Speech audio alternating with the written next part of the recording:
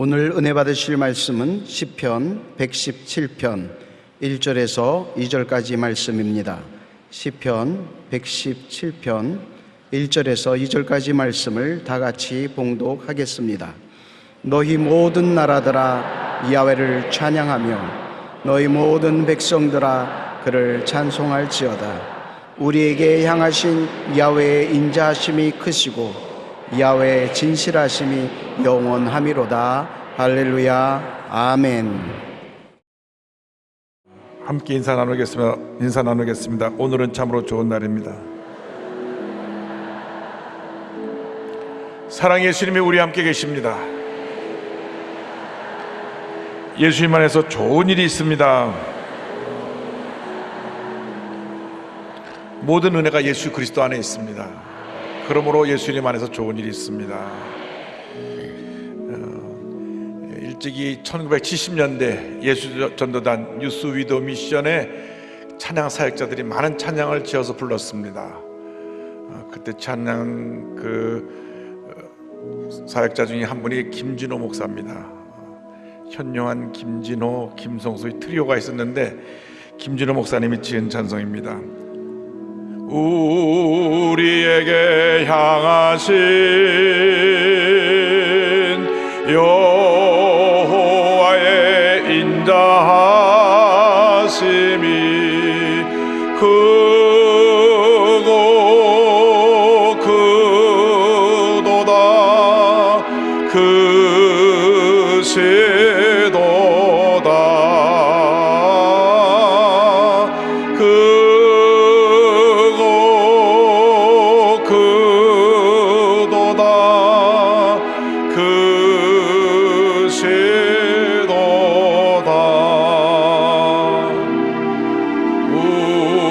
우리에게 향하신 여호와의 진실하심이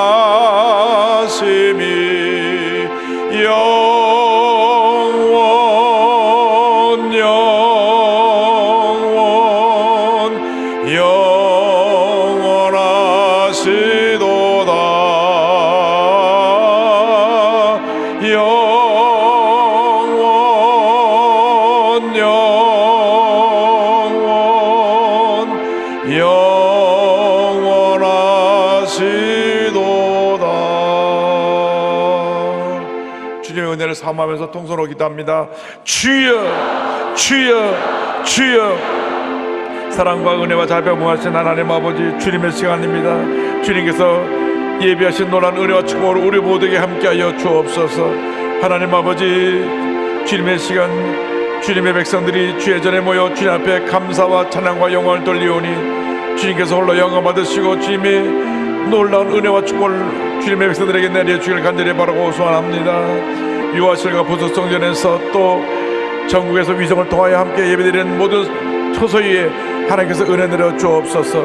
제작교회, 지교회, 지성전, 가수전, 기도처, 제방학교회, 특별히 개척교회, 해외 선교조회, 일본, 필리핀, 홍콩, 베트남, 아시아 전역에서 함께 예배드리는 성도들과 인터넷과 위성을 통해 전세계 예배드리는 성도들까지 주님의 놀라운 은혜 함께하여 주셔서 주님의 은혜와 사랑과 축복과 치료와 용서가 강물같이 넘쳐나게 하여 주옵소서. 오, 주님만 의지하고 주님만 바라봅니다. 주님의 영광만 나타내 주시고 함께하여 주셔서 주님의 곁에 이루어지게 하여 주옵시고 하나님의 영광만 나타나게 하여 주옵소서. 주님 감사합니다. 감사합니다. 감사합니다. 감사합니다. 영광과 존귀를 홀로 받으시옵소서. 할렐루야, 할렐루야. 우리에게 향하신 여호와의 인자하심이 크고 크도다. 크도다.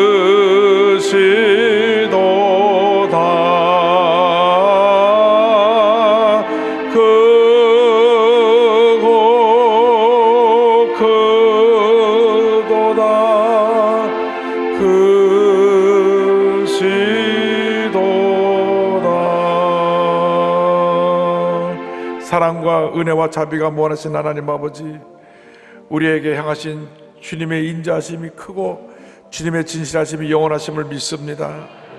저들을 사랑하여 주셔서 택하고 부르시고 주님의 전에 부르셨사오니 주님께서 우리 한 사람 한 사람에게 주님의 놀라운 은혜와 축복을 함께하여 주시고 말씀을 통하여 우리가 새롭게 변화되어 하나님 영광에 살아가는 저희 모두가 되게 하여 주옵소서. 예수님의 이름으로 기도 올리옵나이다. 아멘. 오늘은 시편 117편 1절과 2절의 말씀을 가지고 하나님을 찬송하라 이 같은 제목으로 함께 말씀의 은혜를 나누겠습니다. 함께 따라해 주세요. 하나님을 찬송하라. 하나님을 찬송하라. 여러분들이 잘 아시는 대로 성경은 66권의 책으로 구성되어 있습니다. 구약 39권, 신약 27권, 3927 해서 66권의 책으로 되어 있습니다. 그 책 중에 가장 많은 분량이 기록되는 것이 시편입니다. 시편이 150편이 기록되어 있습니다. 그리고 성경 전체에서 가장 많은 절수를 담고 있는 장은 시편 119편입니다. 무려 176절이나 되어 있습니다. 또 성경에서 가장 짧은 장은 그것도 시편인데 오늘 우리가 봉독한 시편 117편입니다. 두 절의 말씀으로 되어 있습니다. 이 두 절의 말씀 속에 우리에게 주시는 큰 은혜, 축복이 담겨 있습니다. 이 말씀을 통하여 우리가 첫 번째로 인생의 본분이 무엇인지를 깨닫게 됩니다. 많은 사람들이 이 땅에 태어나서 내가 어디서 와서 무엇 때문에 살며 어디로 가는가 인생의 3대 질문에 답하지 못하고 목적도 없이 방향도 없이 그냥 바람 부는 대로 물결치는 대로 살아가는 그 삶을 살고 있습니다. 돈을 많이 벌면 행복하겠거니 하고 열심히 돈을 벌어보았는데 돈과 함께 근심이 많이 쌓이고 마음의 염려, 근심, 걱정으로 인해서 편하게 잠을 자지 못합니다. 세상 권력을 잡으면 행복할 줄 알았지만 열을 붉은 꽃이 없고 심령하는 권세가 없다고 정권이 바뀌면서 모든 것이 무너지면 큰 절망에 찬 사람들을 많이 발견하게 됩니다. 우리 인생이 왜 존재하는지를 분명히 알 수 있는 길은 단 하나밖에 없습니다. 우리를 지으시고 다스리시는 하나님께로 나아오는 것입니다. 하나님께서 우리 인생이 어떠한 삶을 살아갈 것을 하나님 말씀을 통해 우리에게 분명히 가르쳐주고 있습니다. 이사야 43장에 보면 우리 인생의 목적에 대해서 7절과 21절에 이렇게 설명합니다. 내 이름으로 불려지는 모든 자 곧 내가 내 영광을 위하여 창조한 자를 오게 하라. 그를 내가 지었고 그를 내가 만들었느니라. 이 백성은 내가 나를 위하여 지었나니 나를 찬송하게 하려 함이니라. 하나님께서 하나님의 영광을 위하여 우리를 창조했다고 말씀하시는 것입니다. 인생의 존재의 목적은 하나님께 영광을 돌리는 것입니다. 하나님을 찬양하는 것입니다. 우리가 예배 드릴 때는 찬양의 그 은사를 받은 우리 찬양대 오케스트라가 주님을 찬양하지만은 성경의 가르침은 모든 믿는 사람들이 다 기쁨과 감사함으로 주님을 찬양하라고 말씀하고 있는 것입니다. 시편 117편 1절에 성경 말씀합니다. 너희 모든 나라들아 야훼를 찬양하며 너희 모든 백성들아 그를 찬송할지어다. 이 세상에 존재하는 모든 나라에서 하나님을 찬양하게 되고 모든 백성들이 주님을 찬양하게 되는 놀라운 역사가 나타나게 되기를 바랍니다. 이것이 우리를 향한 하나님의 뜻이고 우리를 부르신 하나님의 뜻입니다. 우리가 하나님을 찬양하고 감사하고 하나님께 영광 돌리고 이 땅에 살아가면서 하나님의 귀한 뜻을 이루어 나가는 것이 우리 인생의 본분이요 목적입니다. 우리 호흡이 닿는 그날까지 우리가 주님을 찬양해야 됩니다. 시편 150편 6절은 말씀합니다. 호흡이 있는 자마다 야훼를 찬양할지어다. 할렐루야. 우리가 이 세상에서 많은 것을 누리고 살다가 생을 떠날 때는 다 두고 갑니다. 집도 두고 가고, 자동차도 두고 가고, 좋은 옷도 두고 가고, 가족도 두고 가고, 다 두고 갑니다. 딱 하나만 가지고 갑니다. 그것이 뭐냐? 찬양입니다. 찬양. 찬양은 지상에서 영혼에 이르는 징검다리인 것입니다. 그래서 우리가 일생 나가도록 넘치는 감사와 찬양을 드리는 삶을 살아야 합니다. 찬양할 때 주님이 기뻐하시고 복을 내려주시는 것입니다. 찬양할 때 하나님의 은혜가 넘쳐나게 되는 것입니다. 찬양할 때 우울하던 마음이 기쁘게 되고, 찬양한 마음 할 때 절망이 떠나 우리의 삶 속에 희망이 다가오고, 찬양할 때 문제가 해결되고 기적이 다가오는 것입니다. 찬양과 감사는 우리의 본분입니다. 시편 50편 23절은 말씀합니다. 감사로 제사를 드리는 자가 나를 영화롭게 하나니 그의 행위를 옳게 하는 자에게 내가 하나님의 구원을 보이리라. 그래서 2장 6절 7절입니다. 그러므로 너희가 그리스도 예수를 주로 받았으니 그 안에서 행하되 그 안에 뿌리를 박으며 셈을 받아 교훈을 받은 대로 믿음에 굳게 서서 감사함을 넘치게 하라. 할렐루야. 넘치는 감사의 삶을 살아갈 때 하나님의 풍성한 은혜가 임합니다. 내게 조금 억울한 일이 있고, 내가 힘든 일이 생겨나고, 문제를 만나고 고통에 처했다고 할지라도 주님 앞에 감사와 찬양을 드리면 모든 문제가 주님의 은혜 가운데 다 해결되고 주님의 기쁨과 평안함과 축복이 넘쳐나게 되는 것입니다. 바울과 실라가 복음을 전하러 빌립보에 갔는데, 그가 복음을 전하다가 귀신 들린 귀신을 쫓아버렸더니 이 아이가 점을 치다가 점을 못 치게 됐어요. 그러니까 주인이 얘 때문에 돈을 벌다가 돈을 못 벌게 되니까 바울과 실라가 나쁜 풍습을 전했다고 모함을 해서 붙잡아가서 바울과 실라를 때리고 감옥에 집어 던졌습니다. 매를 맞고 감옥에 던져지니 온몸은 아프고, 또 그 당시 감옥 안은 더럽고 냄새나는 곳이었습니다. 그런 곳에 던져지니 얼마나 몸도 마음도 불편했겠습니까? 보통 사람 같으면 하나님, 내가 주님 일을 하는데 왜 이런 일을 당합니까? 내가 주님을 열심히 하는데 상급은 못 주실지언정 이렇게 붙잡아서 매 맞고 감옥에 던질 수가 있습니까? 라고 말할 수 있는데, 바울과 실라는 믿음의 사람이었습니다. 주님 일을 할 때 핍박당하거나 억울한 일을 당할 때 여러분 절대로 섭섭해하지 말고 원망불평하지 말고 감사와 찬양을 드리시기 바랍니다. 사도행전 10장 25절입니다. 한밤중에 바울과 실라가 기도하고 하나님을 찬송하며 죄수들이 듣더라. 죄수들이 깜짝 놀랐습니다. 저들은 누구기에 저렇게 매맞고 감옥에 들어와서도 얼굴이 환하게 빛나며 찬송을 부를 수 있는가? 그 흉악한 죄들이 귀를 기울여 들었던 것입니다. 그 감사 찬양을 하나님이 기뻐 받으셨습니다. 그 찬양이 하나님께 드려지게 될 때 하나님께서 그 절망의 옥탑을 흔드시고 손과 발에 매인 것을 풀어주시고 닫혔던 문을 열어주신 것입니다. 찬양과 감사는 여러분의 절망의 자리를 흔들어버리고 여러분 묶였던 모든 결박을 풀어놓는 위대한 기적을 가져오는 것입니다. 그 결과로 그를 지키던 간수가 회개하고 예수 믿고 온 가족이 주님을 영접해서 그로 말미암아 그곳에 교회가 서게 되었습니다. 만약 바울과 실라가 원망불평하고 감사를 안 드렸더라면 그 간수가 변화도 안 됐을 것이고 교회도 안 섰을지 모릅니다. 그러나 감사와 찬양을 드릴 때 하나님이 절망이 변하여 희망이 되게 만들어 주시고 문제가 변하여 축복이 되게 만들어 주신 것입니다.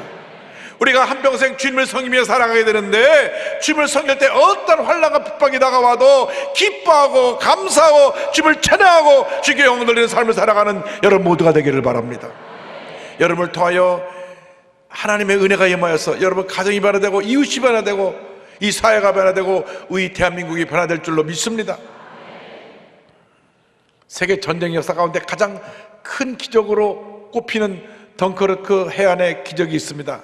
최근에 영화로도 만들어졌어요. 저는 아직 그 영화를 못 봤습니다만은 영화 소개하는 건 봤습니다. 제2차 세계대전 때 온 영국 사람의 기도로 말미암아 34만 명이 되는 이 영국군과 프랑스 연합군을 철수시킨 사건입니다. 1940년 5월 영국 프랑스 연합군 34만 명이 독일군에 의해 포위돼서 프랑스의 덩커르트라고 하는 해안에 갇히게 됩니다. 이 덩커르트라는 도시에서 도로 물러갈 수가 없습니다. 이제는 34만 명이 완전히 몰살당할 그런 위기에 처하게 된 것입니다. 그때 영국 처칠 수상이 만약 3만 명이라도 구원할 수 있으면 참 좋겠다. 그래서 당시 조지 6세 국왕에게 가서 기도할 것을 요청했습니다. 국왕 조지 6세는 5월 26일을 국가 기도의 날로 선포하고 웨스트민스터 대성당에서 국가 기도회를 가집니다. 모든 강요들이 함께 모여서 기도를 하기 시작했고, 영국의 모든 교회들이 다 문을 열고 하나님 앞에 부르짖어 기도했습니다. 교회마다 사람들은 가득 차서 하나님께 부르짖어 기도합니다. 하나님, 우리 영국군 30만 궁휼히 여겨주셔서 저들이 그곳에서 무사히 탈출할 수 있도록 주님 역사하여 주옵소서.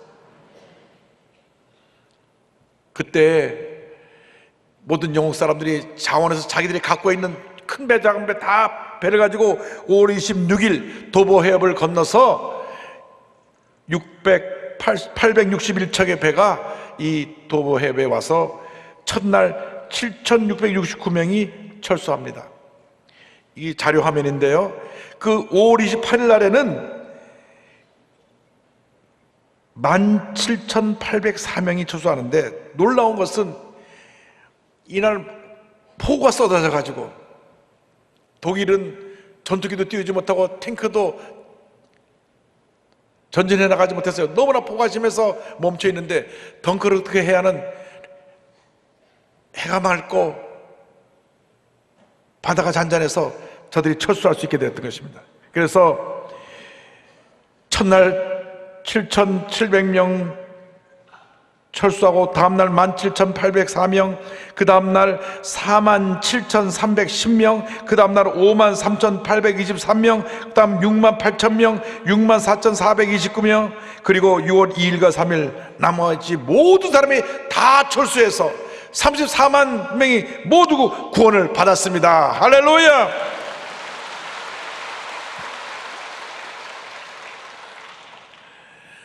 (3만) 명만이라도 구원했으면 좋겠다는데 34만 명이 다 구출됐어요. 하나님의 놀라운 기적을 베풀어 주신 것입니다. 기도할 때 기적이 일어나는 것입니다. 기도와 감사와 찬양은 우리에게 기적을 가져옵니다. 그래서 저들이 힘을 모아서 다시 준비해가지고 무장을 해서 1944년 6월 6일 노르만디 상륙작전을 통하여 완전히 2차 세계대 전세를 바꾸고 독일군을 쳐부수고 연합군이 대승리를 거두어 제2차 세계대전이 끝나고, 할렐루야, 세계 평화가 다가오게 된 것입니다. 여러분, 문제를 만났을 때, 어려움 당했을 때, 고난에 처했을 때 기도와 감사와 찬양을 올려드리기 바랍니다. 하나님께서 놀랍게 역사하여 주셔서 여러분이 상상지도 못하는 놀라운 역사로 말미암아 큰 은혜와 축복을 누리게 만들어 주실 것입니다. 우리가 기도할 때 둘째로 하나님의 인자심에 대해서 감사하며 기도하고 찬양해야 될 것입니다. 시편 117편 2절입니다. 우리에게 향하신 야훼의 인자심이 크시고 야훼의 진실하심이 영원함이로다. 할렐루야. 왜 우리가 찬양합니까? 왜 우리가 감사합니까? 하나님의 인자심이 크고 하나님의 진실하심이 영원하시기 때문에. 하나님의 인자하심은 변함이 없으신 하나님의 사랑을 말합니다. 하나님의 약속의 말씀에 근거해서 변함없는 하나님의 사랑, 이 하나님의 그 크고 위대하신 사랑에 대해서 우리는 감사하고 또 감사하고 또 감사해야 됩니다. 시편 103편 8절은 말씀합니다. 야훼는 긍휼이 많으시고 은혜로우시며 노하기를 더디하시고 인자하심이 풍부하시도다. 인자하심이 풍부하시도다. 우리는 쇳덩어리예요. 늘 생각하고 말하고 행동하는 것이 주님을 기쁘시게 하지 못하는 죄의 모습일 때가 많습니다. 성경은 사랑하라고 말했는데 미워하고, 성경은 용서하라고 그랬는데 용서하지 못하고 복수하고, 성경은 화목하고 하나 되라고 그랬는데 분열하고 나누고 다투고. 근데 하나님은 그런 우리를 불쌍히 보시고, 우리가 회개할 때 또 용서하시고 또 용서하시고 또 용서하시고 또 용서하시는 인자가 풍성하신 하나님의 사랑에 대해서 요한일서 4장 10절 11절은 설명합니다. 사랑은 여기 있으니 우리가 하나님을 사랑한 것이 아니요 하나님이 우리를 사랑하사 우리 죄를 속하게 하여 화목제물로 그의 아들을 보내셨습니다. 사랑하는 자들아, 하나님이 이같이 우리를 사랑하셨은즉 우리도 서로 사랑하는 것이 마땅하도다. 할렐루야. 하나님의 인자심에 대해서, 그 놀라우신 사랑에 대해서 우리는 감사해야 될 것입니다. 영국의 조지 보돈 목사님께서 하나님의 인자심에 대하여 설명합니다. 하나님의 영광스러운 완전성을 논의함에 있어 그분의 인자심을 빠뜨려서는 결코 안 된다. 그것은 그분의 자비, 은혜, 오래 참으심, 진리, 풍성하심 등을 포함한다. 인자하심을 따라 비천한 처지에 있는 자를 구원하실 때 그것은 자비이며, 인자하심을 따라 무가치한 자에게 은총을 내리실 때 그것은 은혜이며, 인자하심을 따라 반역을 일삼는 자를 참으실 때 그것은 오래 참으심이며, 인자하심을 따라 약속된 축복을 베푸실 때 그것은 진리이며, 인자하심을 따라 궁핍한 자들에게 필요한 것을 공부하실 때 그것은 풍성하심이다. 하나님의 인자하심은 그분의 모든 형태의 사랑을 다 포함하고 있다. 그러므로 시편 기자처럼 그 인자하심 우리 생명보다 낫다고 고백해야 됩니다. 63편 3절에 주의 인자하심이 생명보다 나음으로 내 입술이 주를 찬양할 것이라. 할렐루야. 마음과 뜻과 정성을 다하여 주님을 사랑하고 주님을 찬양하는 여러분 되기를 바랍니다. 다시 고백합니다. 시편 18편 1절에 나의 힘이신 자여 내가 주를 사랑하나이다.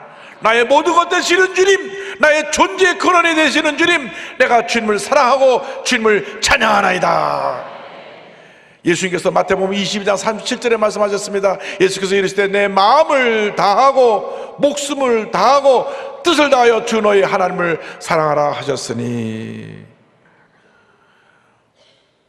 하나님은 우리를 먼저 일방적으로 무조건적으로 사랑하셨기 때문에 우리도 사랑하며 살아야 합니다. 요한일서 4장 19절입니다. 우리가 사랑하면 그가 먼저 우리를 사랑하셨습니다. 인간의 사랑은 이기적입니다. 나에게 도움을 주고 유익을 주면 사랑하고, 나에게 손해를 주고 나를 불편하게 하면 미워하고 멀어지는 것이 인간의 모습입니다.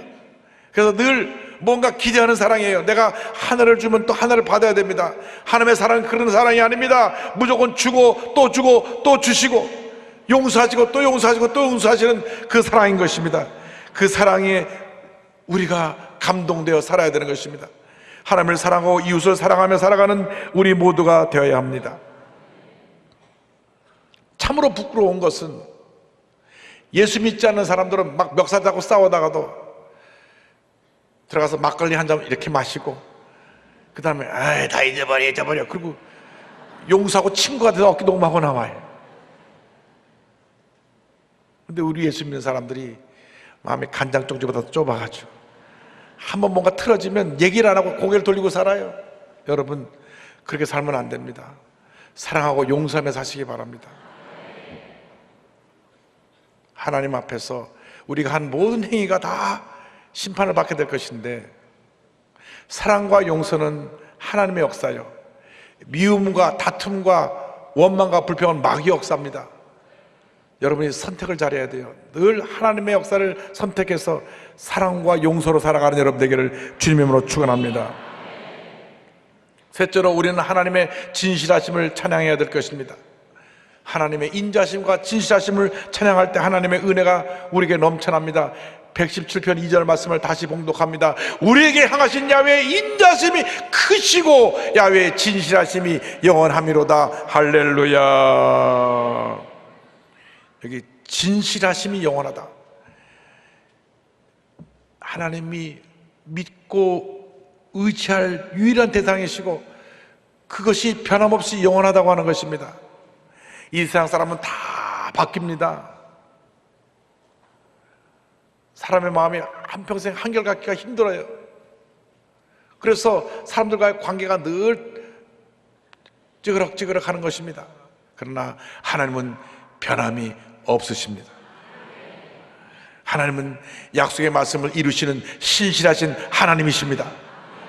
우리의 지금 가장 큰 축복은 예수를 믿게 한 축복이고, 그 다음에 예수님을 우리에게 알려주기 위해서 이 성경책을 주신 것입니다. 이보다 더 큰 축복이 없습니다. 이 말씀을 읽고 묵상하고 지켜 행하면 모든 복이 우리에게 임하게 되는 것입니다. 신명기 28장 1절로 6절에 우리에게 분명히 약속하고 있습니다. 이 말씀을 함께 우리가 봉독합니다. 내가 내 하나님 야훼의 말씀을 삼가 듣고 내가 오늘 내게 명령하는 그의 모든 명령을 지켜 행하면 내 하나님 야훼께서 너를 세계 모든 민족 위에 뛰어나게 하실 것이라. 내가 내 하나님 야훼의 말씀을 청정하면 이 모든 복이 내게 임하며 내게 이르니 성읍에서도 복을 받고 들에서도 복을 받을 것이며 내 몸의 자녀와 내 토지의 수산과 내 짐승의 새끼와 소와 양의 새끼가 복을 받을 것이며 내 광주리와 떡반죽 그릇이 복을 받을 것이며 내가 들어와도 복을 받고 나가도 복을 받을 것이니라. 아멘. 할렐루야. 하나님께 영광 돌립니다. 말씀을 지켜 행하면, 말씀을 지켜 행하면 들어와도 복을 받고 나가도 복을 받고 손대는 일마다 잘 되게 되고, 하나님이 우리를 복덩어리를 만들어 주셔서 우리가 가는 그곳이 복이 넘치게 만들어 주시는 것입니다. 그래서 내가 말씀대로 살면 나 때문에 우리 가정이 복을 받고, 내가 속한 직장이 복을 받고, 내가 속한 그 어디든지 간에 나로 인하여 그것이 복을 받는 은혜가 임하게 되는 것입니다.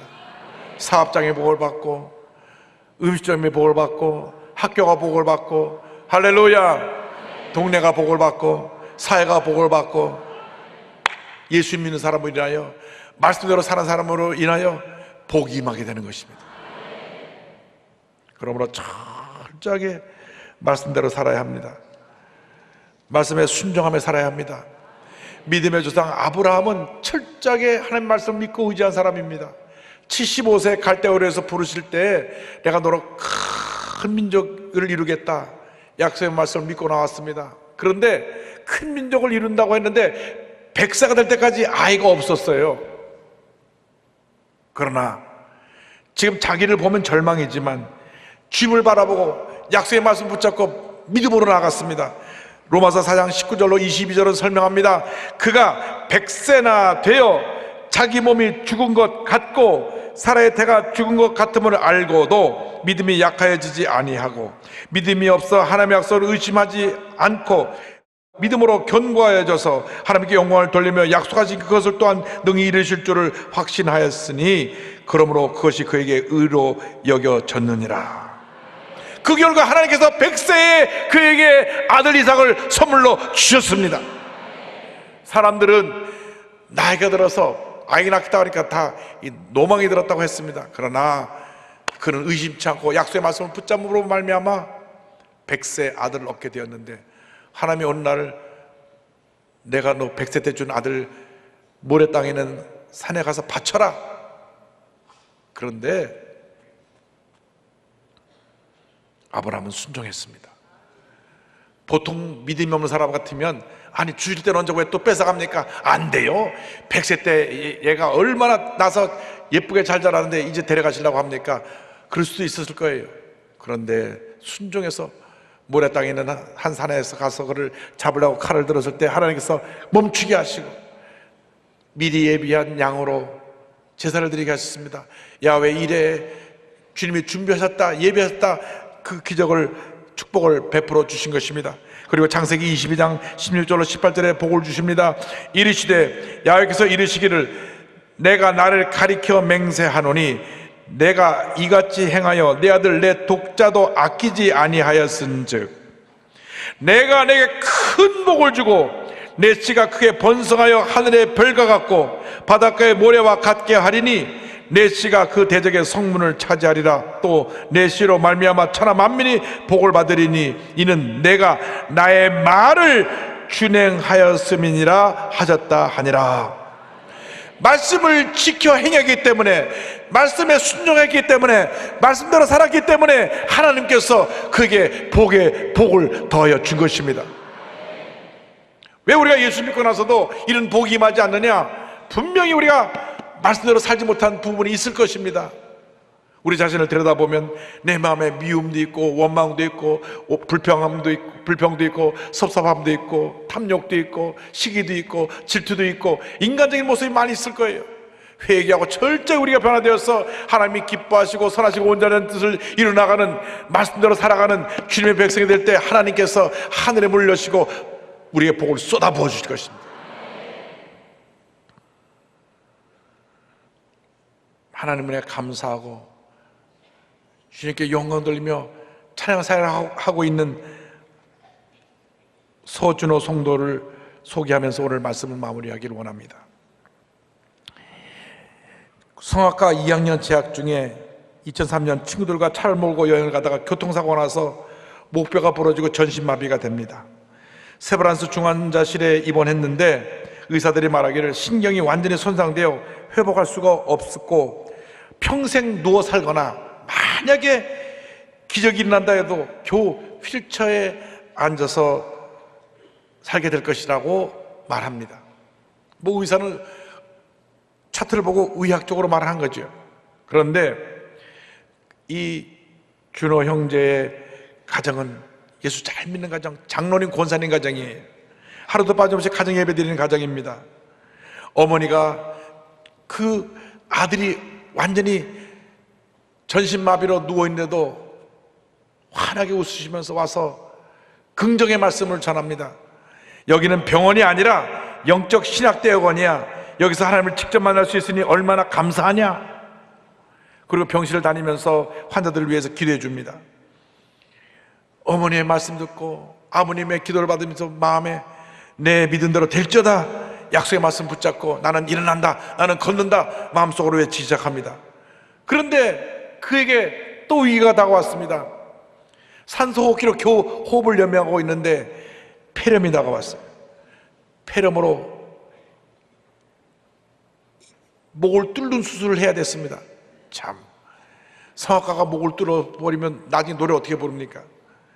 그런데 수술 동의서에 아버지가 사인을 하고 와서 잠깐 기도하다가 잠이 들었는데 황무지에 막 물이 콸콸 쏟아오르는 그런 꿈을 꾸고 깼습니다. 우리 아들이 낫는구나.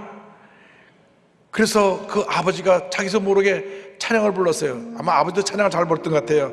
샘물과 같은 보혈은 주님의 피로다. 보혈의 죄를 씻으면 정하게 되겠네. 정하게 되겠네. 정하게 되겠네. 보혈의 죄를 씻으면 정하게 되겠네. 샘물과 같은 보혈은 주님의 피로다. 보혈의 죄를 씻으면 정하게 되겠네. 정하게 되겠네. 정하게 되겠네. 보혈의 죄를 씻으면 정하게 되겠네. 아멘. 마음에 믿음이 들어왔습니다. 아들이 나았다.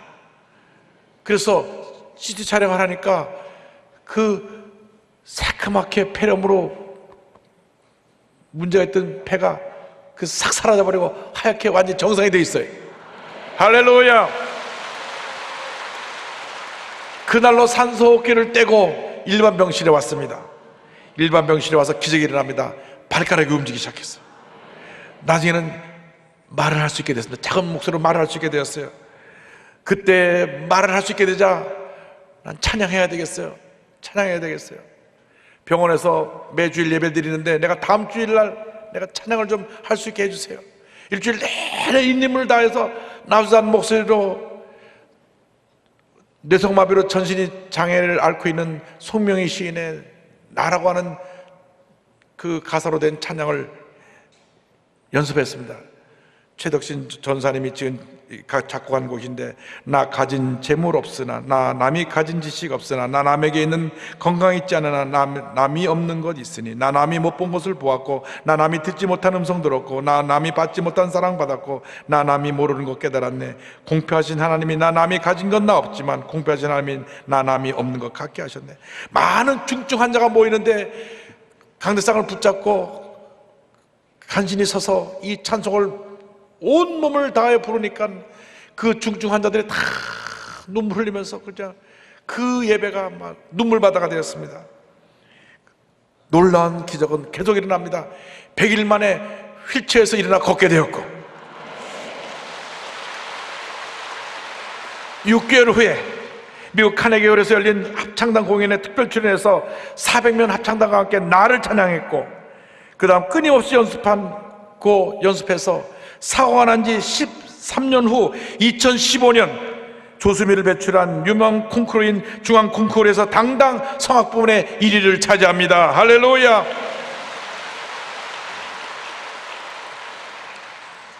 그의 수상 이야기가 중앙일보에 나왔습니다. 교통사고로 도래미도 못하던 그가 웃었다.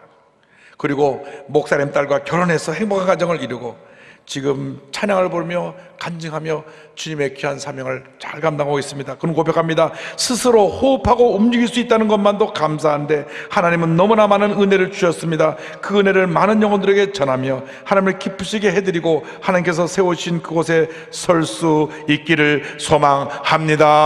할렐루야. 여러분의 일생이 하나님을 찬양하는 일생 되길 바랍니다. 하나님의 그 인자하심이 크고 진실하심이 영원함을 주무신 날까지, 주 앞에 가는 그날까지 찬양하고 또 찬양하고 또 찬양하며 살아가는 여러분 모두가 되시기를 주님의 이름으로 축원합니다. 축원합니다. 축원합니다. 기도하겠습니다. 사랑과 은혜와 자비가 무한하신 하나님 아버지, 절망 중에, 고통 중에, 괴로움 중에 찬양하며 살 수 있게 하여 주시고, 찬양을 통하여 절망을 몰아내고 주님의 은혜와 기쁨과 편함을 누리며 이 사랑을 만방에 전하며 살아가는 저희 모두가 되게 하옵소서. 예수님의 이름으로 기도드립니다. 아멘.